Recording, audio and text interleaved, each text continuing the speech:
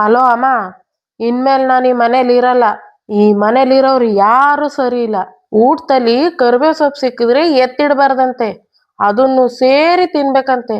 ತಿಂದ್ರೆ ಕೂದಲು ಬೆಳೀತದಂತೆ. ಮದ್ವೆಗಿಂತ ಮುಂಚೆ ಜುಟ್ಟು ಉದ್ದ ಐತೆ ಅಂತ ಜುಟ್ಟೆಲ್ಲ ಎಳೆದು ನೋಡಿದ್ರು ತಾನೆ. ಆದ್ರೆ ಇವಾಗ ಕೂದ್ಲು ಉದುರೋಯ್ತು. ಅದಕ್ಕೆ ಡೈಲಿ ವಿಗ್ ಹಾಕೊಳ್ಳ. ಮನೆಗೆ ನೆಂಟ್ರು ಬರ್ತಾರೆ, ನಿನ್ ರೂಮ್ನ ಕ್ಲೀನಾಗಿ ಇಟ್ಕವ ಅಂತಂದ್ರು. ನಿಮ್ ನೆಂಟ್ರ್ಯಾಕ್ ನನ್ ರೂಮಿಗೆ ಬರ್ತಾರೆ ಅಂತಂದ್ರೆ ನನ್ನೇ ಗುರಾಯಿಸ್ತವ್ರೆ. ಅಲ್ಲ ಕಣ್ಮಮ್ಮಿ, ಮದ್ವೆ ಆದ ಹೊಸ್ತ್ರಲ್ಲಿ ಈ ಮನೆ ನಿಂದೆ ಕಣವ ಅಂದ್ರು. ನಾನು ಹೋಗ್ಬಿಟ್ಟು ಈ ಮನೆ ನನ್ನ ಹೆಸ್ರಿಗೆ ಯಾವಾಗ ಬರೀತೀರಾ ಅಂದ್ರೆ ನನ್ನೇ ಮನೆ ಅಳಿ ಅಂತಾರೆ.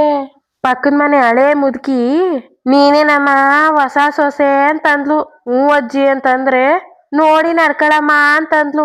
ಇಷ್ಟು ದಿನ ನಾನೇನ್ ಕೈಯಲ್ಲಿ ನಡೀತಿದ್ನ? ನಮ್ಮ ಅತ್ತೆ ಅಡುಗೆ ಮನೇಲಿ ನಿಂತ್ಕೊಂಡು ನೀನು ಇದೇ ತರ ಅಡುಗೆ ಮಾಡ್ಬೇಕು, ಇದೇ ತರ ಸಾಂಬಾರ್ ಮಾಡ್ಬೇಕು ಅಂದ್ರು.